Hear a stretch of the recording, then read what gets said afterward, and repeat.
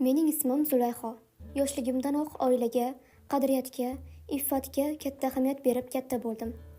Otam mard, mehnatkash odam edi. Onam esa islomga amal qiluvchi, hurmatli ayol edi. Men shunday muhitda tarbiya topdim. 22 yoshimda ammamning o'g'li Shavkatga turmushga chiqdim. U yaxshi bola edi. Xarnasi bor, katta firmada ishlaydi. Uy-joy, mashinasi ham bor. Men uchun u vaqtda hayot shodlikdan iboratdek tuyulardi. Ammo haqiqiy hayot eshigi endi ochilgan ekan. To'ydan keyin men erim bilan birga uning ota uyida qaynota, qaynona, qaynsingil va ovsinim bilan birga yashay boshladim. Ovsinim Nazira mendan 2 yosh katta, ammo shu qadar og'ir-bosim, mehribon inson ediki, men unga opadek ilina boshladim. Uning turmush o'rtog'i, ya'ni erimning akasi Siroj Moskvada ishlaydi. Nazira 2 farzandi bilan biznikida yashardi. U ko'pincha jim bo'lar, ishini qilar, men bilan yaxshi muomalada bo'lardi. Bora-bora men Nazirani sevib qoldim. Haqiqatan u menga akasi yoki qaynotam emas, xuddi opamdek edi.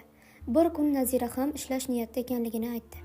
Qaynonam avval qarshilik qildi, lekin so'ng o'zim topgan ish joyi yaxshi deb yubordi. U yirik tashkilotda hisobchi bo'lib ishga joylashdi. Oradan 6 oy o'tdi. Naziraning o'zgarishi mening ham ko'zimga tashlana boshladi. Ilgari xayolda yurardi. Endi ko'zlari porlardi. Ilgari tunlari yetmay uylanardi. Endi kuladi. Uning ko'rinishi o'zgargan, parvarishga ko'proq e'tibor bera boshlagandi. Ba'zi kunlari kech qolardi. Men ko'nglimga shubha tug'ildi. Ammo yo'q, Nazira unday emas deb o'ylardim. Bir kuni u uyga yig'lab keldi. Yuzi sapsariq, ko'zlari hovuqqan. Men yugurib yoniga bordim. Nazira, nima bo'ldi? Dedim. U og'zini ochmadi. Kechasi yotoqda yonma-yon yotganimizda u to'satdan meni quchoqlab yig'lab yubordi. Qo'rqib ketdim. Opa, men nima qildim dedi. Men o'zimni bosib, nima bo'ldi ayting dedim. U jim bo'ldi. Bir necha daqiqadan so'ng men homiladorman dedi. Men jim bo'lib qoldim. Siroj kelmadimi deb so'radim. U boshini chayqadi. Yo'q, u emas dedi. Yuragim titrab ketdi. Unda kimdan? U qariyb pichirlab ishxonadagi bir erkakdan, u mendan 20 yosh katta boshliq. Avvaliga yordam berdi. Keyin e'tibor ko'rsatdi. Men o'zimni yo'qotdim. Qasddan qilmadim. Iltijo qilaman. Zulay, siz aytib qo'ymanglar. Bolani albatta tug'aman, lekin qaynotamga bildirmanglar. Menga og'ir bo'ldi. Shu kecha uxlay olmadim. Ertalab qaynonam Nazira nimaga ko'ngil aynib yuribdi dedi. Men ovqatdan zaharlanibdi dedim. Kunlar o'tdi. Nazira ishdan kelganda har kuni qulfini tekshirib, ko'zim bilan kuzataman. U g'amgin ko'rinadi. Homilasi kattalashgan sari tanasi ham o'zgara boshladi. Qaynonam ham shubhaga tusha boshladi. Bir kuni qaynotam bunga o'xshamagan narsa bor, kelinlarni shifokorga olib boringlar dedi. Men shu vaqtda Nazirani ushlab qoldim. Ayting, sizga yordam beraman. Bu holga kelmasligingiz kerak edi dedim. U boshda inkor qildi. Keyin yig'lab, u menga faqat vaqtincha sevgisini berdi.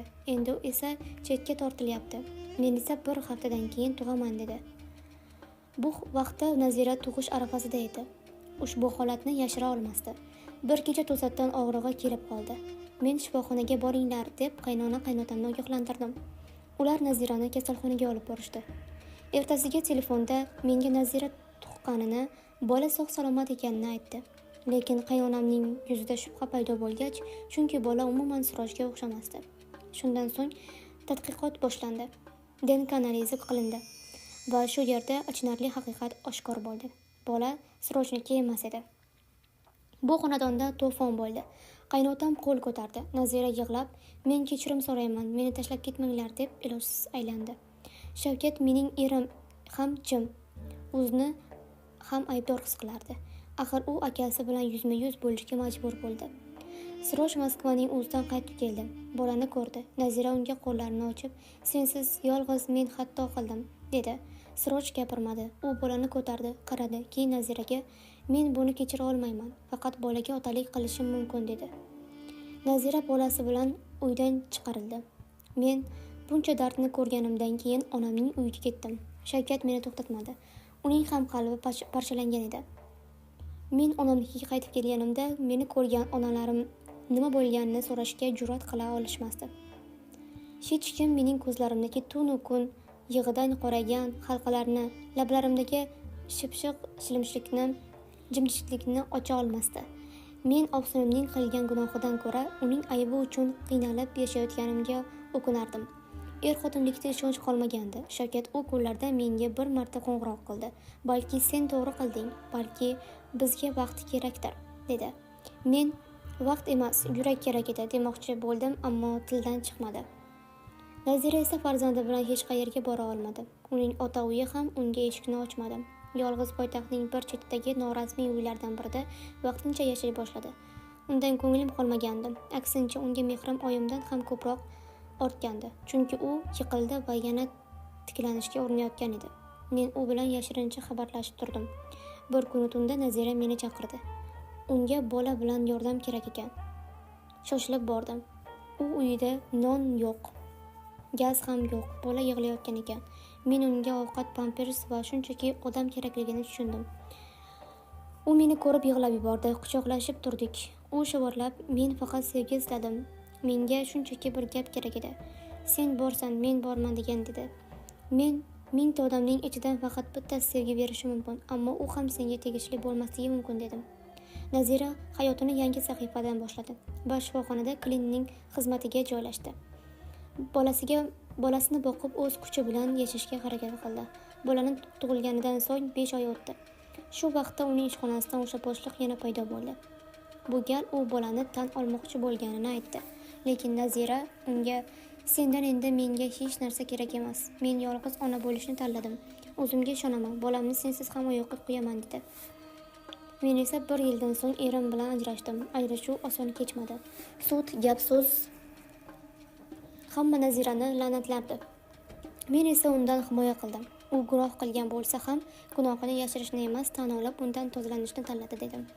Bu gaplar menga yana ham ko'proq dushman orttirdi, ammo qalbim tinch edi. Chunki men insoniyatni nafrat bilan emas, tushunish bilan yutishni o'rgandim. Yillar o'tdi. Nazira bolasini maktabga berdi. O'zi ham kechki o'qishda buxgalteriyada o'qiydi.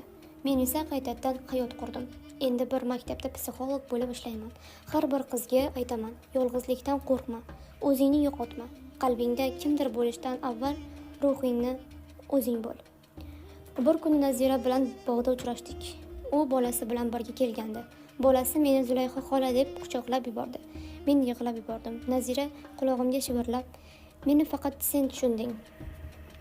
Bu so'zlar mening butun hayotimni o'zgartirdi. Chunki hayotda inson gunoh qilmasligi mumkin, lekin gunoh qilganlarni tushunish eng katta insonparvarlikdir.